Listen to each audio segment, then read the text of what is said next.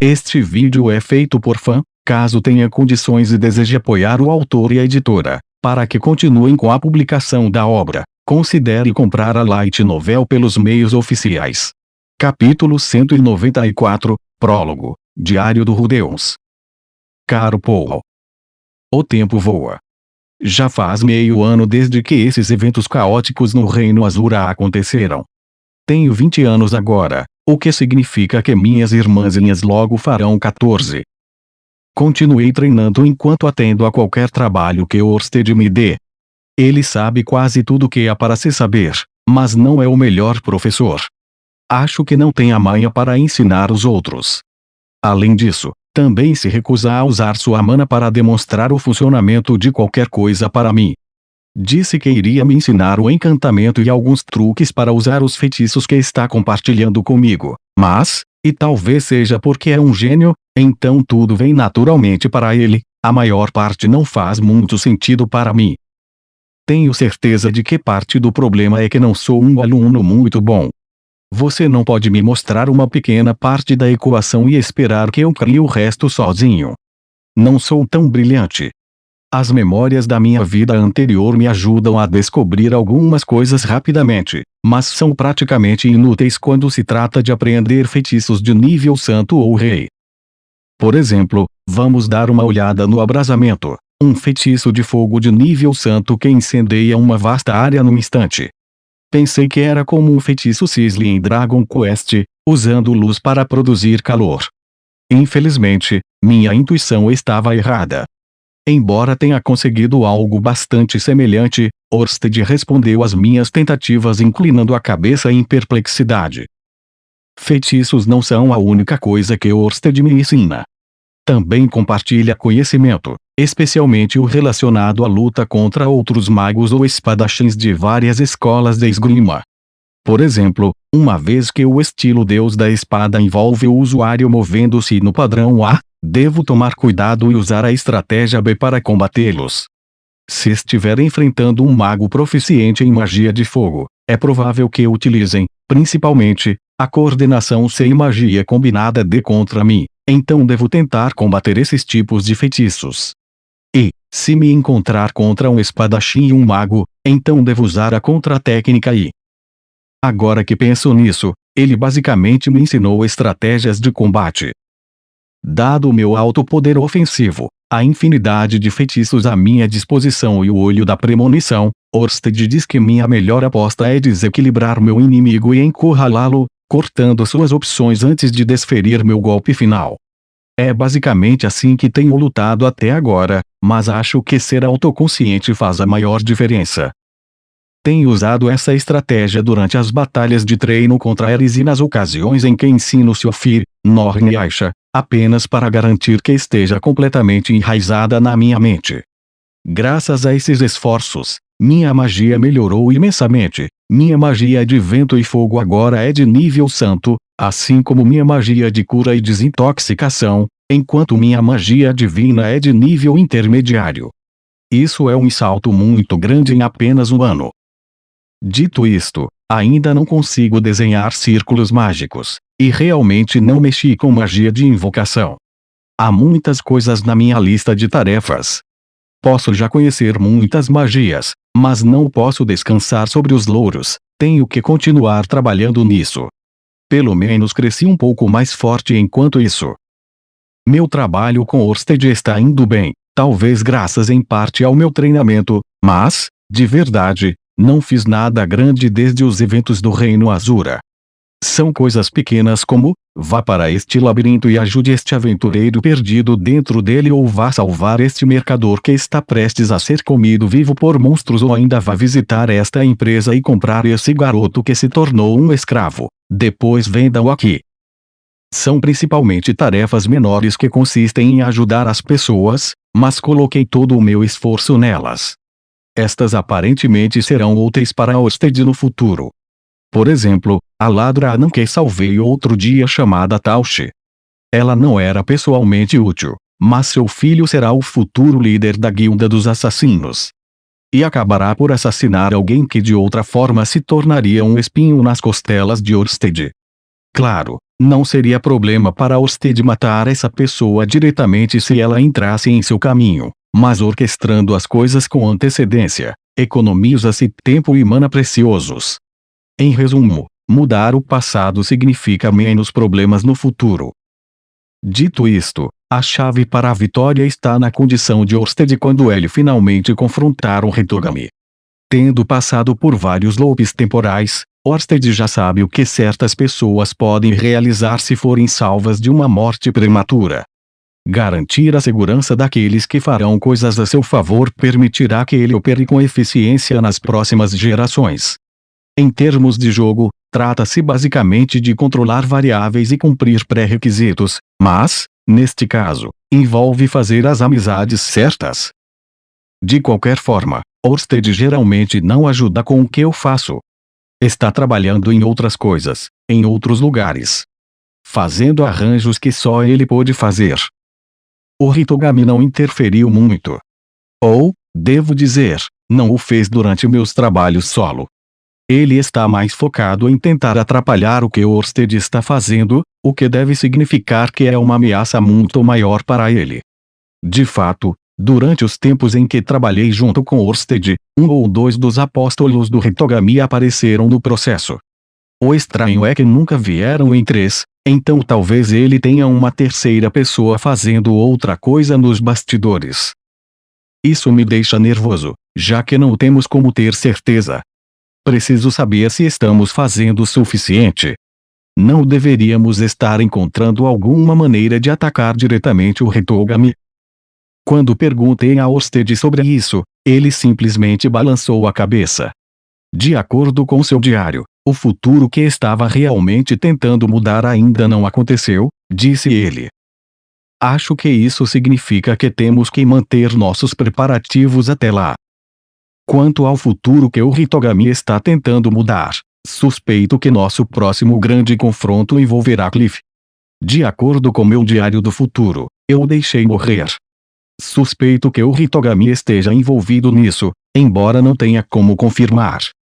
Não ajuda o Orsted não compartilhando a maioria dos detalhes essenciais comigo. De qualquer forma, é assim que está acontecendo. Trabalho um mês, entro no escritório para fazer meu relatório, depois passo 2 ou 3 dias com minha família e amigos. Tenho cerca de 5 a 10 dias de descanso, que passo treinando, antes do próximo trabalho chegar. É assim que minha vida tem sido por um tempo agora. Ah, sim, falando em trabalho, finalmente realizei alguns dos planos que fiz. O primeiro deles diz respeito ao meu espaço de trabalho. Estávamos usando o pequeno chalé nos arredores de Sharia, onde construímos minha armadura mágica, mas não atenderia às necessidades de longo prazo de nossa sede, então a remodelei. Ainda é uma casa térrea, mas agora há uma sala de descanso, uma sala de reuniões e uma sala de conferências. Isso permite pernoites, se necessário, e facilita as reuniões de estratégia.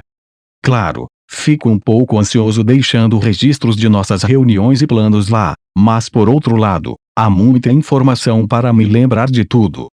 Como quando fulano de tal em tal lugar fará tal e tal coisa, e quem, se for permitido viver, terá tal e tal impacto no futuro. Também fiz um arsenal não muito longe da própria cabana, onde guardo quaisquer itens ou implementos mágicos, bem como minha armadura mágica. Falando nisso, conseguimos fazer uma versão menor dela, mas vou poupar os detalhes. Com a quantidade de coisas que guardei lá, um ladrão seria condenado por toda a vida se roubasse tudo e vendesse.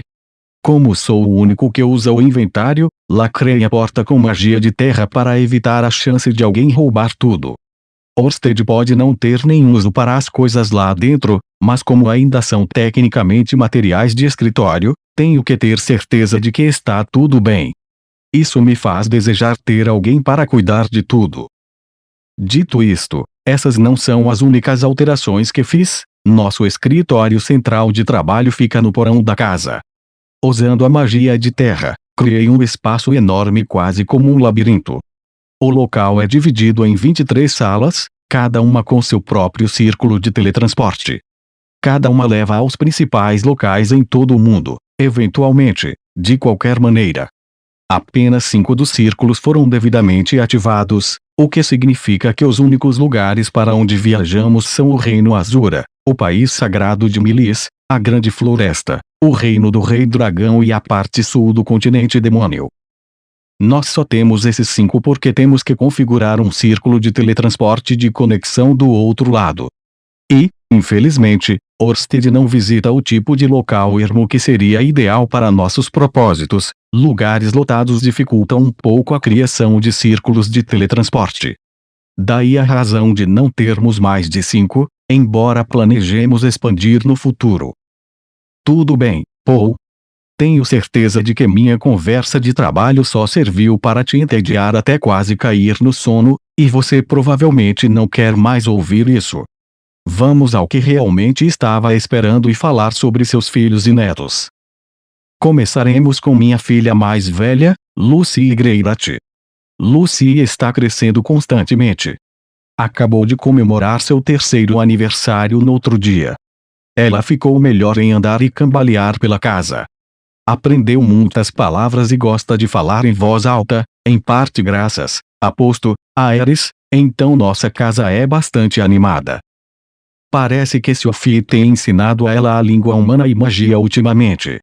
Apenas 3 anos e já está recebendo o tipo de educação especial normalmente reservada para crianças superdotadas.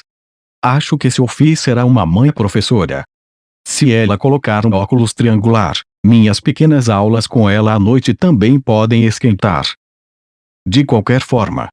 De volta para Lucy. Acho que não passei muito tempo com ela, então, às vezes, quando chego em casa, ela me olha fixamente como se não tivesse ideia de quem eu sou. É super desanimador.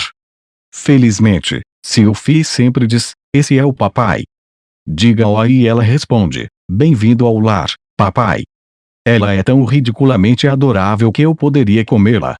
Porém, imediatamente depois de me cumprimentar, fica com o olhar de quem não sabe o que é um papai, então se esconde atrás de Sophie. É de partir o coração. Ela nunca vai me respeitar como seu pai nesse ritmo. Sei que este é o caminho que escolhe, mas isso não o torna menos doloroso.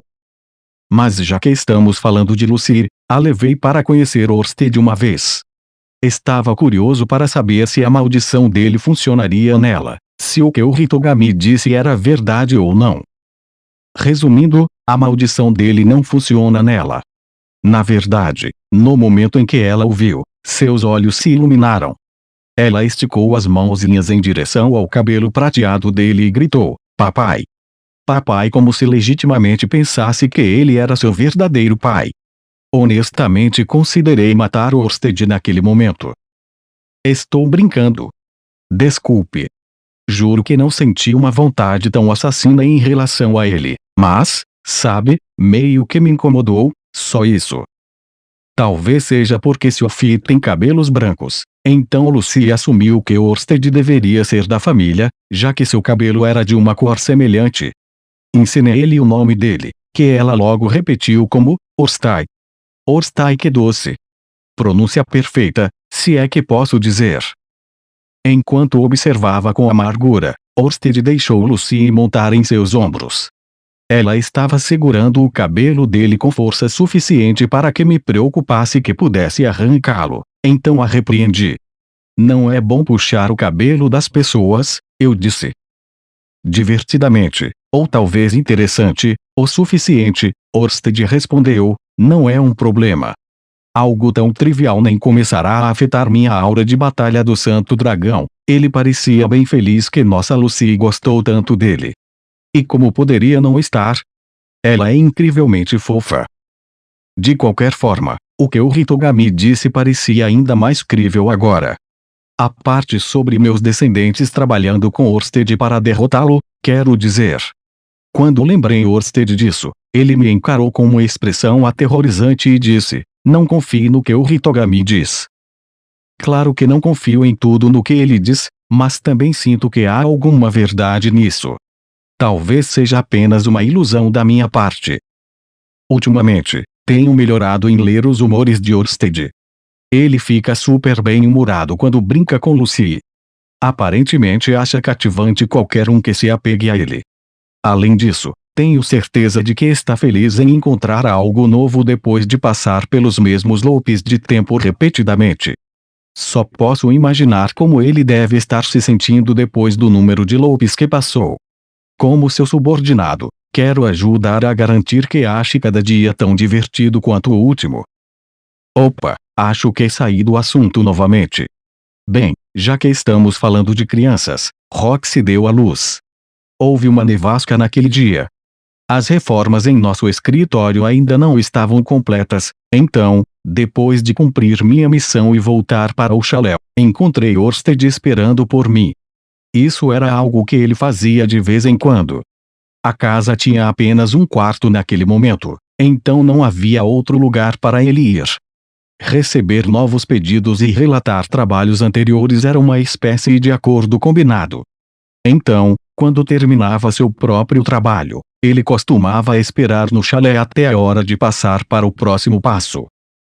De qualquer forma, naquele dia eu pretendia começar meu relatório como de costume quando ele de repente disse: "Não está na hora." Essas foram as primeiras palavras que saíram de sua boca. Eu sabia o que ele queria dizer, era óbvio o suficiente. Estava ansioso o trabalho inteiro imaginando quando isso aconteceria. Nunca sonhei, é claro, que Orsted iria trazer isso à tona. Mas como qualquer outra pessoa, sou apenas humano. Você pode se reportar a mim mais tarde, ele me disse. Concordei e rapidamente deixei o chalé, correndo pelos montes como um limpa-neves enquanto ia para casa. Cheguei em casa e encontrei Roxy pronta para entrar em trabalho de parto a qualquer momento. Se voltasse para casa 2 dias depois, teria perdido o parto por completo. Ah, Rudy. Tem certeza de que serei capaz de fazer isso? Serei realmente capaz de dar à luz este bebê? Roxy tinha me perguntado. Pobrezinha. Estava no limite de seu juízo quando voltei. Seu rosto estava branco como um lençol enquanto repetia as palavras: "Vai ficar tudo bem?" Talvez eu não possa realmente fazer isso, ela nunca soltou minha mão. Isso me fez pensar se Zenith, mamãe, quero dizer, reagiu da mesma maneira quando me deu à luz. Na época, tudo que conseguia pensar era que Roxy com certeza é preocupada. Infelizmente para mim, as preocupações de Roxy não foram equivocadas. O parto não foi fácil. Os ombros do bebê ficaram presos. O que eles chamam de distocia de ombro, eu acho. Não faço ideia de qual foi a causa. Talvez fosse porque Roxy é muito pequena. Como uma mulher Migord, ela tinha idade suficiente para ter filhos, mas ter um filho meio humano significava que seria maior do que um bebê Migord normal. Para ela, provavelmente era semelhante a alguém dando à luz em uma idade jovem. Independentemente disso, era altamente provável que meus genes fossem os culpados. Felizmente não trouxe nenhum perigo para a mãe ou o bebê. As mãos de Lilia eram bem treinadas a essa altura, e Aisha sempre foi um gênio. Elas tiveram a ajuda adicional de um médico e uma parteira, graças a mim que saí correndo e limpando a neve até uma clínica e voltando. Certamente estava com o melhor time para essa jornada. Aisha tinha alguma experiência em ajudar no nascimento de Lucy, então esteve extremamente calma durante todo o processo. Foi relativamente tranquilo, sem que ninguém cometesse erros ou qualquer outra coisa dando errado. Assim, Roxy foi capaz de dar à luz sem uma cesariana, e tanto ela quanto o bebê saíram vivos. O novo bebê era outra menina, um pouco maior do que Lucy tinha sido quando bebê. Não a chamaria de gorda, mas tinha um olhar descarado em seu rosto. Me pergunto de quem poderia ter puxado isso. Seus olhos se parecem com os de Roxy, mas sua boca é mais como a de Rudy, Sylphie disse. Seu rosto impertinente era aparentemente uma mistura do nosso. Bem, seria estranho se não fosse, considerando que era nossa filha. Nós concordamos com Lara se fosse uma menina, certo? E assim, minha filha se chamava Lara Greirat. Não percebi até um pouco depois que nasceu, mas ela tem a cor do cabelo de Roxy. Um lindo azul. Um que caracteriza os Migords, pode até se dizer. Roxy e Sylphie tinham sentimentos complicados sobre o assunto. No começo, não entendi o que as incomodava tanto sobre isso. Achava lindo o cabelo de Roxy. Além disso, Lara era uma menina. Não tinha dúvidas de que se tornaria adorável também. No entanto, Sophie me lembrou que ter uma cor de cabelo única daria às crianças muita munição para bullying. Existem muitas raças não humanas vivendo em Sharia, mas a maioria da população ainda era humana. Naturalmente, quanto menos humano você parecer, maior a probabilidade de ser focado por isso. O cabelo azul de Lara que herdou de Roxy seria uma maldição. Ela seria intimidada por isso. Era muito cedo para saber, mas como pai dela, pretendia ficar de olho nisso. Isso é uma digressão, mas Elinalise também deu à luz na mesma época que Roxy. Dada a sua experiência, ela não teve problemas para tirar o bebê. Num dia, Cliff estava me dizendo que ela deveria entrar em trabalho de parto a qualquer momento. No outro, ela estava embalando o bebê em seus braços e estava de volta à sua forma esbelta de sempre. Acho que é isso que acontece quando se é uma veterana de parto. Ela provavelmente já passou por uma centena de partos até agora. De qualquer forma, o primeiro filho dos Grimmors foi um menino que chamaram de Clive. Enquanto olhava para ele, Elinalise disse animadamente: "Dê à luz o herdeiro." Um herdeiro, hein? Pessoalmente, não acho que o herdeiro de uma família precise ser um menino.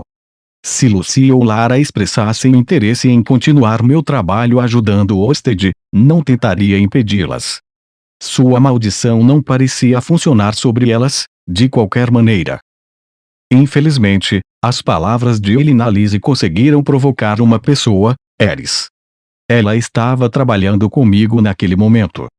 Uma funcionária temporária trabalhando em colaboração com a corporação Orsted, acho que poderia ser definido assim.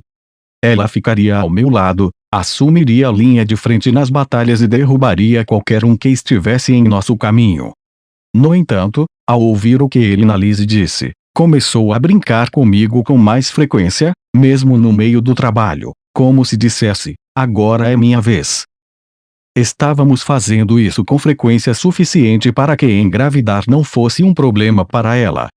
Na verdade, dada a nossa vida sexual ativa, seria mais estranho se não engravidasse. Cada vez que me empurrava para o chão como uma donzela indefesa, ok, sim, vou poupar você dos detalhes sangrentos. De qualquer forma, seja por azar ou qualquer outra coisa, Eris não estava tendo sorte em engravidar. Naturalmente, isso a deixou ansiosa. Percebi que ela consultava Sophie noite após noite quando voltávamos para casa. Ela aparentemente não queria que eu soubesse o quão preocupada estava porque manteve os detalhes escondidos de mim. No entanto, a ouvi dizer uma coisa que me aterrorizou. Me pergunto se deveríamos fazer isso com mais frequência. Eris já estava me drenando de tudo que eu valia, um pouco mais e ela me murcharia como uma ameixa.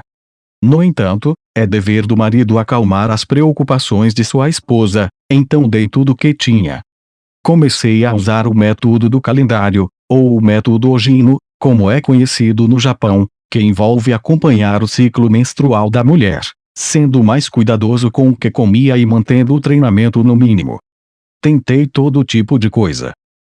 Ok, deixando de lado minha desculpa de que estava tentando aliviar suas preocupações, seria um mentiroso se dissesse que não estava excitado com a coisa toda.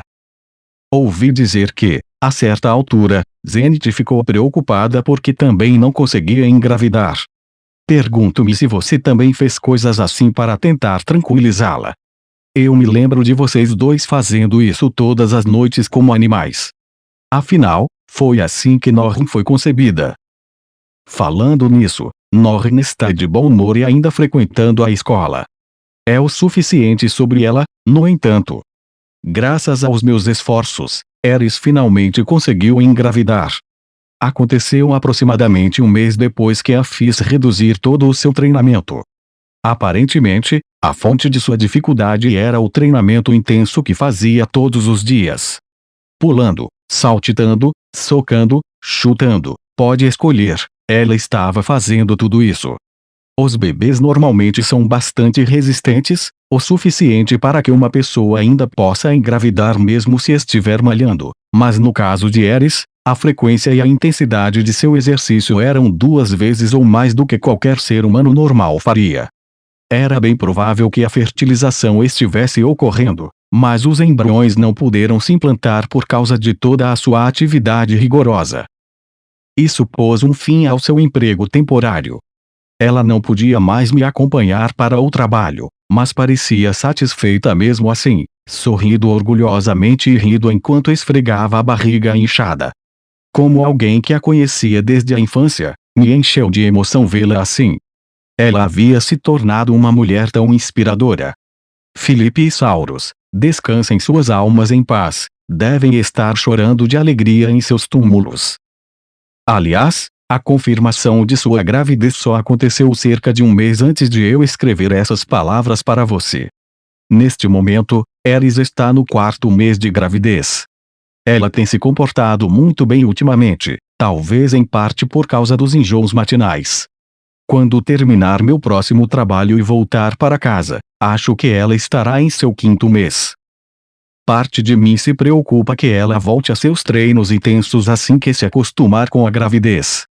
Enviei uma carta para Ghislaine pedindo conselhos, já que ela é a única outra pessoa que conhece Ares há tanto tempo quanto eu.